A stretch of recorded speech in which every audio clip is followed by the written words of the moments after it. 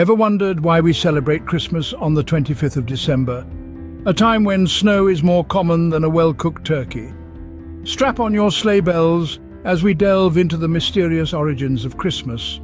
Long before the birth of Jesus and the advent of Christianity, ancient civilizations were marking the winter solstice with festive celebrations. The Romans, for instance, held the festival of Saturnalia in December, a week-long party of sorts where conventional social norms were turned topsy-turvy. Slaves became masters, masters became slaves, and everyone indulged in merriment and exchange of gifts. Sounds somewhat familiar, doesn't it? Meanwhile, up in the frosty lands of Scandinavia, Vikings were honouring their god Balder with feasts and bonfires during the darkest days of winter. The Yule log that we so lovingly burn in our fireplaces today, that's a nod to the mighty Norsemen. But how did these pagan rituals morph into the celebration of Jesus' birth? Well, there's a bit of a debate about that. Some historians believe that the early church leaders chose December 25th to coincide with these existing festivals, making it easier for pagans to convert to Christianity. Others argue that the date was calculated from the presumed date of the Annunciation, which is the announcement of the birth of Jesus. And what about all the trappings of the modern Christmas, like the Christmas tree, the carols and the stockings hung by the chimney with care?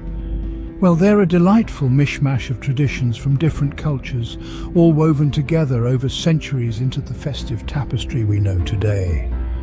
So when you're sipping on your mulled wine and wrapping your presents this year, give a nod to the Romans, the Vikings, and all the other ancient partygoers who knew how to throw a proper winter bash. And remember, the spirit of Christmas, the joy, the generosity, and the sense of community transcends cultures and millennia. So the next time you're decking the halls, remember you're partaking in a tradition that's older than the three wise men's beards. Imagine a Christmas that's more like a raucous Mardi Gras party than a silent night. Welcome to the Middle Ages. During this time, Christmas was less about silent reverence and more about raucous celebration. The stark winter months were brightened by festivities that spanned 12 days, starting on Christmas Eve itself. The streets were filled with laughter, music and dance, and homes were warmed by lavish feasts where everyone was welcome, regardless of their social status. But this was not just a time for revelry. The Middle Ages were harsh, and the Christmas season was a beacon of hope and joy amidst the biting cold and relentless snow. It was a time when communities came together, when the rich shared their bounty with the poor, and when everyone found a reason to celebrate life in the face of adversity. However, the Church was not entirely pleased with these boisterous celebrations. The focus of the holiday, they believed, had strayed from the birth of Christ to indulgence in worldly pleasures. So they made efforts to steer the festivities back to its religious roots. Church leaders began to emphasize the story of the Nativity, the humble beginnings of Jesus in a manger, and the message of love, humility, and sacrifice that his birth represented. This led to the gradual transformation of the Christmas season. The raucous celebrations started to mellow down. Caroling, a tradition that began as a form of rowdy street singing, evolved into a more solemn and reverent activity. The feasts became less about indulgence and more about community and sharing. And yet, the spirit of joy, hope, and togetherness that marked the medieval Christmas celebrations never faded away. It simply found a new expression, one that was more in line with the Church's teachings, but no less filled with warmth and cheer. And that, folks, is how Christmas went from wild feast to holy feasts. Quite a transformation, isn't it? The Victorians didn't just give us Sherlock Holmes, they also reinvented Christmas. Let's take a journey back to the Victorian era, a time of top hats, horse-drawn carriages, and a certain detective with an affinity for pipe tobacco. But amidst the foggy streets of London, something else was afoot. The Victorians were busy reshaping Christmas into the celebration we know today. You see, the Victorians had a knack for bringing people together, and Christmas was their stage.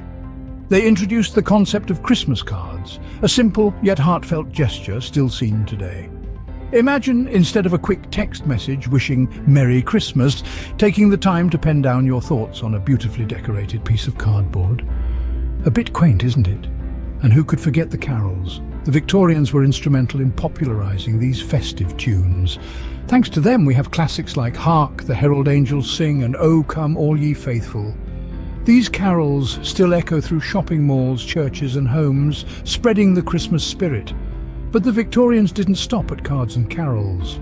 They also emphasised the importance of family and charity during the holiday season. They believed Christmas was a time to be spent with loved ones, sharing warmth, love and of course a good Christmas pudding.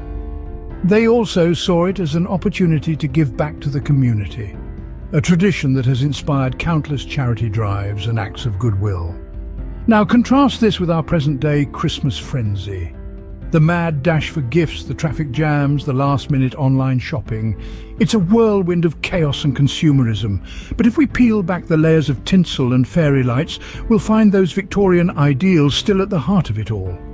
So, as you're dashing through the snow, or more likely, the crowded shopping mall in search of the perfect gift, remember to tip your hat to the Victorians. They may have given us Sherlock Holmes, but they also gave us the Christmas traditions we cherish.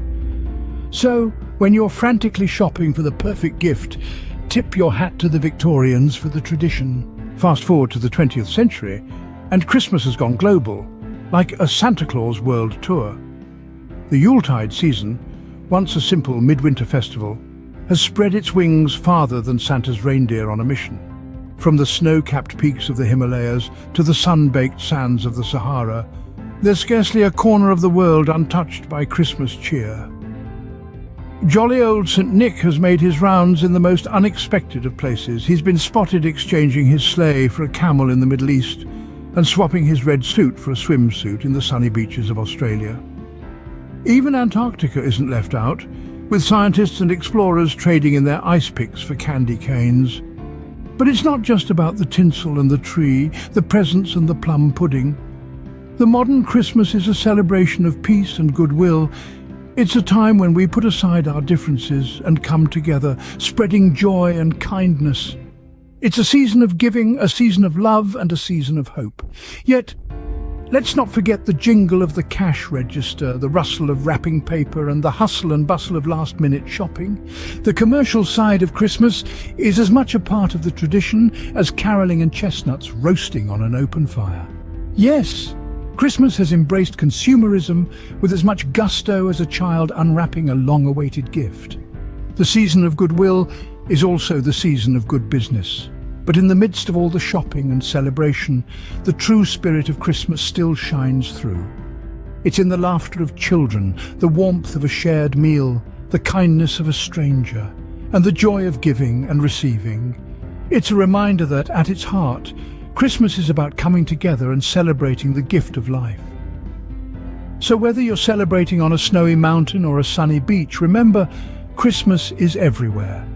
But what's the real essence of Christmas? Is it the gifts, the food, or something more? Imagine, if you will, the joy that permeates the air during the holiday season. The laughter that echoes through homes, the love that binds families and friends, the peace that blankets the world, and the generosity that flows freely from heart to heart. These are the enduring values of Christmas, the pillars upon which this beloved holiday is built. Love, the cornerstone of Christmas, is more than just the affection we share with our dear ones. It's a universal language, a force that bridges gaps, mends hearts and fosters unity. It's the glue that holds the world together, even when everything seems to be falling apart. Next, we have joy, the spark that lights up our souls. It's not merely about the thrill of unwrapping presents or the delight of indulging in a festive feast. Joy is the simple happiness found in the company of loved ones, the warmth of a shared laughter, and the contentment of a heart filled with gratitude. Then there's peace, the tranquil silence that descends on the world during the holiday season. It's the quiet moments of reflection, the serene nights spent under the twinkling lights of the Christmas tree, and the harmonious melodies of age-old carols that soothe our spirits. Lastly, we have generosity, the spirit of giving that defines Christmas. It's not about extravagant gifts or lavish feasts. It's the selfless acts of kindness, the shared meals with those less fortunate, and the heartfelt wishes that we sprinkle like stardust. These values, love, joy, peace and generosity, they're not just for Christmas. They're timeless principles to live by, to share and to pass on, not just during the holiday season, but every single day of our lives. So, as we wrap up our Christmas history journey, remember, the true spirit of Christmas isn't found under the tree, but in our hearts. Happy holidays, folks.